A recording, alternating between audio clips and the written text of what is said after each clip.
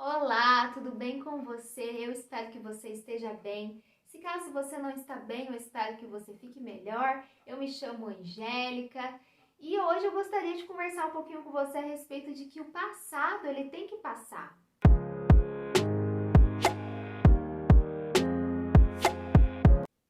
Todos nós temos um passado, todos nós temos histórias para contar, sendo elas boas ou histórias ruins, né? Todos nós passamos pelas fases da vida, né? Pela infância, né? Como é gostoso ser criança, como é divertido, né? Ser criança.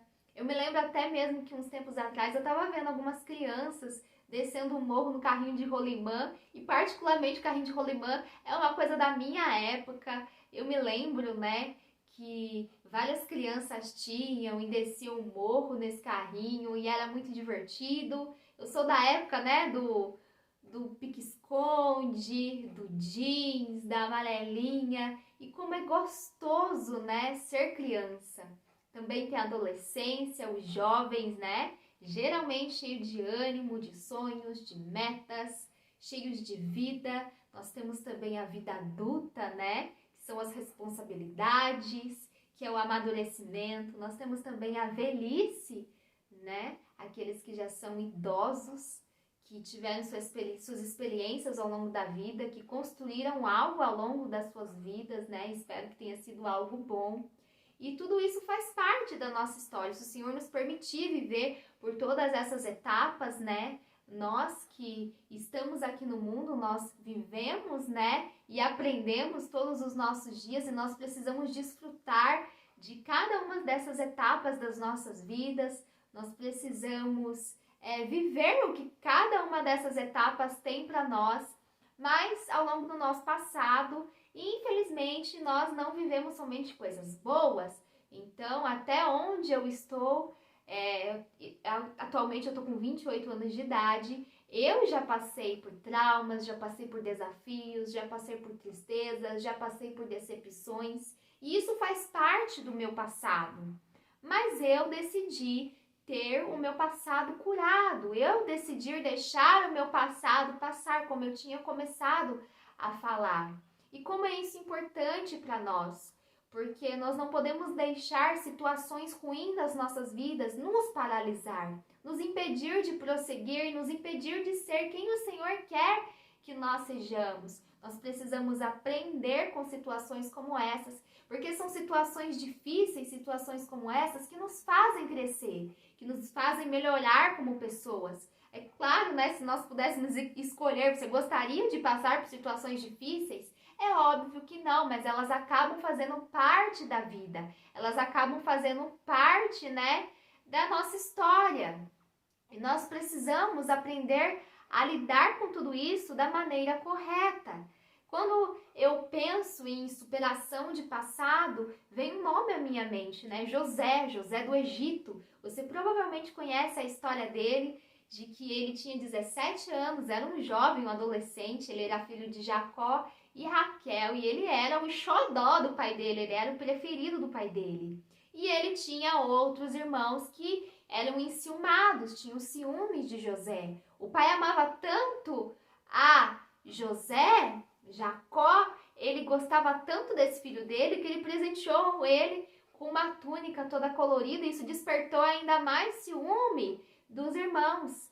E houve uma época, um dia, em que os irmãos de José eles saíram para apacentar o rebanho, e eles foram, né, a determinado lugar onde tinha um pasto bom, né, onde o rebanho poderia se alimentar. E ali Jacó, ele fala para José e até os irmãos dele para saber o que os irmãos estavam fazendo. Eu penso que Jacó não confiava nos seus próprios filhos, pensava que talvez eles estavam aprontando, outra vez não estavam fazendo o serviço direito. E José, ele acata aquela ordem que o pai tinha dado. E quando ele começa a se aproximar dos irmãos dele, onde eles estavam, os irmãos já começam a maquinar, a querer matar José. E onde eles estavam havia uma cisterna, e ali houve um acordo entre eles que eles deveriam jogar José na cisterna, que era como se fosse um poço sem água. E dali, em vez deles matarem José, eles venderam José por uma caravana de ismaelitas.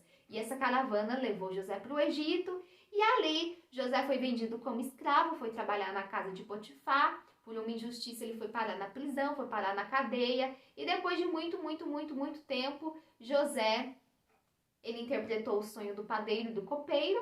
E aquilo que José falou com eles que iria acontecer, aconteceu. O copeiro, ele voltou para o seu ofício, né, de servir ao rei, né, de dar a taça de vinho na mão do faraó. E o padeiro, ele morreu. Então, nós vemos que José, apesar de ter interpretado esses sonhos, ele continuou na prisão até chegar o momento oportuno em que ele deveria interpretar o sonho de Faraó. E ali ele interpreta o sonho de Faraó e ele é declarado ali governador de todo o Egito, porque viriam 7 anos de muita abundância e depois viriam 7 anos de grande fome. E quando eu vejo a história de José, a gente vê que para Deus já estava tudo programado, já estava tudo ajeitado. Porque José saiu da terra dele contra a vontade dele, ele não se despediu de ninguém, ele foi traído, né, pelos próprios irmãos e ele foi colocado na terra do Egito e ele já estava muito bem, ele já estava bem estabelecido ali, ele era o segundo no reino, abaixo mesmo de Faraó. E quando nós vemos a história de José, Deus não deixou o passado de José ficar como está. Deus fez com que José, digamos assim, enfrentasse o passado dele. Porque por causa da fome, aonde os irmãos dele habitavam, eles precisavam de comida, porque não tinham o que comer. E o único lugar onde tinha comida era o Egito. E eles foram até o Egito procurar comida, porém, eles encontram algo muito mais que a comida, que é José. Talvez eles tenham procurado saber do paradeiro de José, aonde José tinha parado, aonde José estava, se estava vivo ou se estava morto, mas veio a calhar que eles foram para o Egito. E José, né, ele já não era mais aquele menino de 17 anos, ele já era um homem, né? Ele já tinha uma certa idade, amadurecido, ele já tinha também mudado de aparência, porque ele agora, digamos assim, ele era um egípcio, né? Ele tinha os trajes, o jeitão todo de egípcio, por isso os irmãos dele nem o reconheceram, mas José reconheceu os irmãos. E nós vemos que no livro de Gênesis, José, ele chorava ao ver os irmãos, porque ele se lembrava daquilo que os irmãos fizeram com ele. Ele não esqueceu, ele sabia, né, que os irmãos precisavam da ajuda dele e ele, claro, ele não negou essa ajuda para os irmãos, porque se ele negasse essa ajuda, todos eles pereceriam e morreriam. E José, ele teve que lidar com toda essa situação de não negar ajuda para os irmãos dele. E José, ele precisou passar por tudo isso, porque Deus queria sarar o coração de José, Deus queria curar o coração de José. E passou-se tanto tempo, e às vezes nós pensamos que o perdão, ele vem assim de uma hora para outra, rápido. Às vezes nós precisamos de tempo para perdoar, nós precisamos de tempo para assimilar aquilo que fizeram conosco, nós precisamos de tempo para sermos curados pelo Senhor. Quando nós, por exemplo, cortamos nossa mão, nos machucamos, há um tempo de cura. Então também para Deus há um tempo de cura. Perdoar não significa esquecer, perdoar significa não doer mais. E o tempo mesmo, ele não cura tudo. O tempo, ele não sara tudo. Porque se o tempo fizesse todo o trabalho e resolvesse tudo, então em 30 anos não haveriam pessoas ainda magoadas e chateadas e rancorosas com determinadas coisas que aconteceram no passado delas. Então nós precisamos, né, às vezes de um tempo e do auxílio de Deus para termos o nosso passado curado, para estarmos bem. Nós precisamos decidir e deixar o passado passar. Assim como José fez, nós precisamos não ficarmos no passado, mas avançarmos, né, no nosso presente, no nosso futuro, porque o Senhor tem coisas novas. Imagina se José tivesse tratado os irmãos dele com aspereza e decretado matar todos eles, porque José tinha esse poder. Ele podia, né, retribuir na mesma moeda. Ele tinha poder para isso, porque na posição em que ele estava, com certeza, muitos, se não fosse José, fariam isso. Mas José, como ele tinha o Senhor, ele sabia que não era certo fazer o mal para os seus irmãos, Porque nós não devemos pagar o mal com o mal, muito pelo contrário, nós temos que pagar o mal com o bem. A palavra do Senhor fala que devemos amar os nossos inimigos e ainda orarmos por aqueles que nos perseguem, mas nós precisamos dar de cara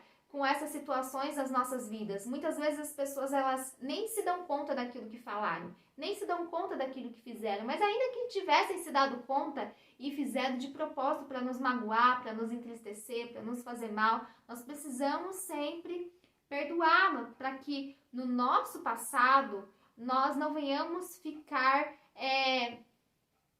para que não venhamos ficar empacados no passado. Nós precisamos deixar passar. E ainda as coisas boas que nós vivemos. Por exemplo, Paulo. Paulo, ele foi fariseu. Ele era um homem zeloso da lei. Se não me engano, ele era da tribo de Benjamim. Ele foi instruído segundo Gamaliel. Mas diante de Cristo, ele fala que considerava tudo como estrume, como esterco.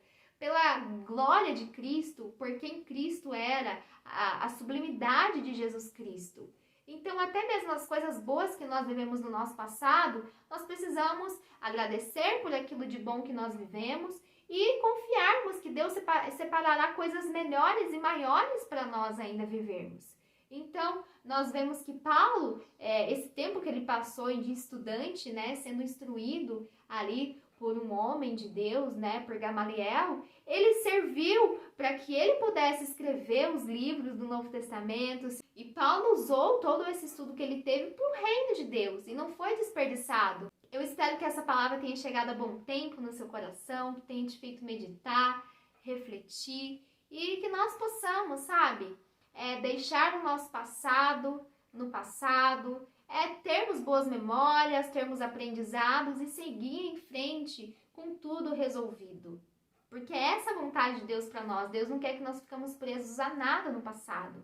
Que as bênçãos de Deus estejam sobre a sua vida, que as bênçãos de Deus estejam sobre a sua família. No nome do Senhor Jesus Cristo. Amém.